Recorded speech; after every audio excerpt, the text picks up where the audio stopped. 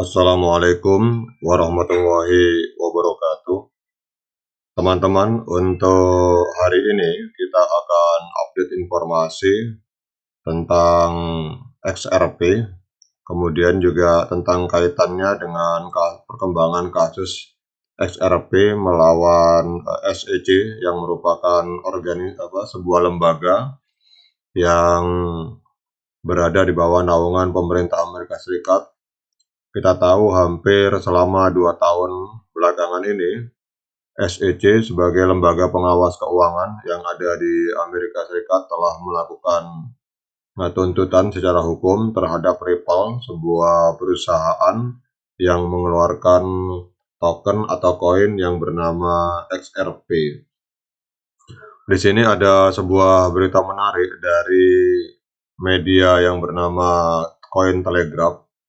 Jadi di sini dikatakan bahwa CEO dari Ripple menyatakan bahwa industri kripto yang ada di Amerika Serikat itu sudah mulai pindah dari Amerika Serikat.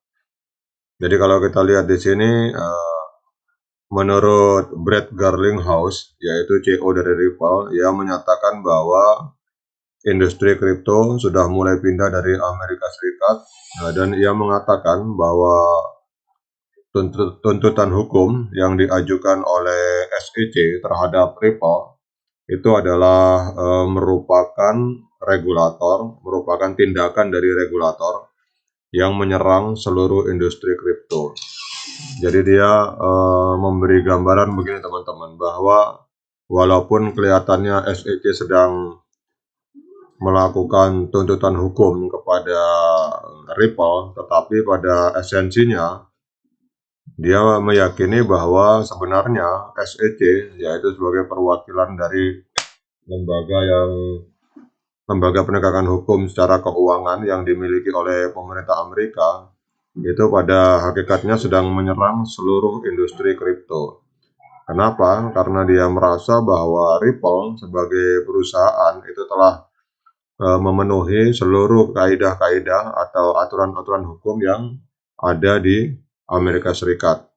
Tetapi ternyata tetap juga walaupun begitu, SEC tetap melakukan tuntutan secara hukum terhadap Ripple.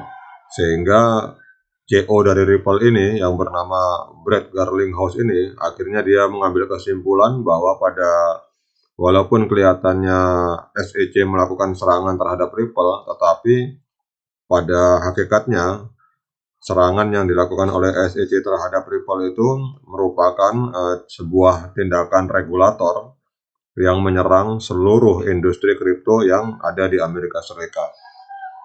Kalau kita lihat di sini, dia menyatakan bahwa pendekatan SEC dalam mengatur industri kripto dengan cara penegakan hukum bukanlah cara yang sehat dan bahkan bisa membuat Amerika Serikat menjadi kurang menarik bagi perusahaan kripto. Jadi menurut dia pendekatan ini membuat Amerika Serikat kehilangan kesempatan untuk menjadi pusat inovasi kripto di masa depan. Kemudian juga Garlinghouse menyebutkan bahwa kasus SEC terhadap Ripple adalah tindakan serangan yang menargetkan industri kripto secara keseluruhan. Maka jika SEC berhasil dalam kasus tersebut, dia meyakini bahwa di masa depan akan sangat banyak sekali muncul kasus yang serupa. Dia melihat bahwa menurut dia industri kripto sudah mulai pindah dari Amerika Serikat dan mulai keluar dari Amerika Serikat karena proses regulasi kripto di negara tersebut lebih lambat dibandingkan dengan negara lain seperti Australia, Inggris, Jepang, Singapura, dan Swiss. Ia bahkan memuji negara-negara tersebut karena telah membuat aturan yang jelas untuk industri cryptocurrency.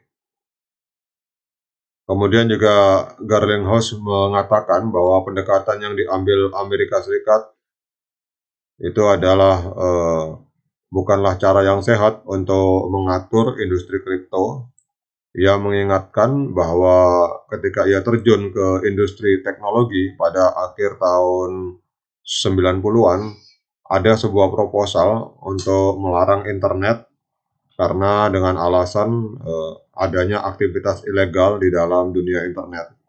Namun pemerintah menolak dan memilih untuk membuat kerangka kerja yang lebih baik.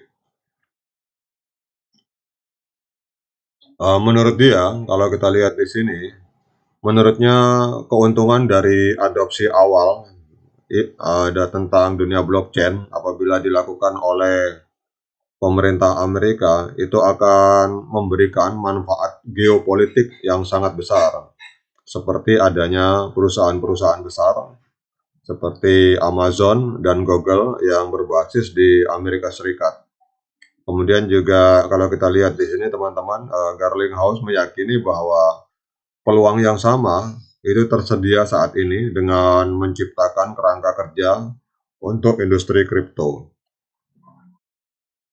Garlinghouse juga percaya bahwa proses pembuatan kerangka kerja harus dimulai dengan menetapkan perlindungan yang jelas untuk konsumen. Ia menambahkan bahwa jika konsumen mengalami keterlambatan, itu karena mereka tidak mendapatkan perlindungan yang sama yang seharusnya bisa diberikan oleh kerangka kerja regulasi. Jadi menurut dari Garlinghouse, keputusan dalam kasus SEC terhadap Ripple harus segera diambil tahun ini. Kalau kita lihat di sini juga John Dutton memanggil kepada para pengikutnya di Twitter dengan jumlah kurang lebih 245.000 follower pada tanggal 5 Maret. Dia mengatakan kepada para pengikutnya untuk segera berkolaborasi dan mengembangkan strategi terkoordinasi dalam menghadapi gerakan atau tuntutan hukum yang dilakukan oleh SEC.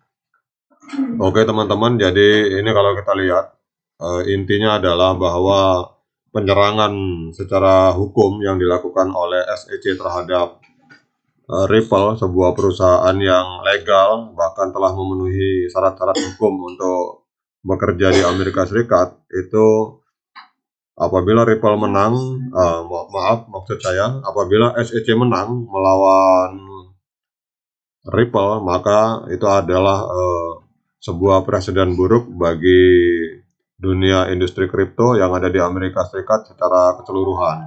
Tetapi apabila Ripple yang memenangkan kasus melawan SEC ini, maka itu adalah sinyal positif bagi seluruh industri market yang ada di Amerika Serikat, dan itu bisa menjadi katalis untuk segera market melakukan bull run atau berubah menjadi hijau. Kemudian kita akan lihat dampak kasus yang berkepanjangan ini teman-teman terhadap gerakan XRP di market. Di Coin Market Cap kita lihat untuk XRP volume 24 jam mengalami pukulan yang cukup dalam, sekitar turun 19% menjadi 7 triliun rupiah volume 24 jam, dan kemudian market kapitalnya juga mengalami penurunan sebesar 1,83%. Dan ini juga kita tahu bahwa penurunan ini juga banyak didorong oleh penurunan yang dialami oleh Bitcoin. Kita akan lihat teknikalnya di market terbesar saat ini di Binance. Ini kalau kita lihat untuk time frame daily masih mengalami fase sideways. Dan ini kalau kita lihat di sini dead cross. Jadi ini sedang fase trend down dengan area support potensial berada di angka 0,3389. Jadi demikian untuk update informasi tentang XRP teman-teman, tentang bagaimana industri kripto terlihat mulai bergerak meninggalkan Amerika Serikat karena kurang kondusifnya regulator di sana terhadap para pengusaha di dunia kripto. Semoga informasi ini bermanfaat bagi kita semua. Sekian dari saya. Wassalamualaikum warahmatullahi wabarakatuh.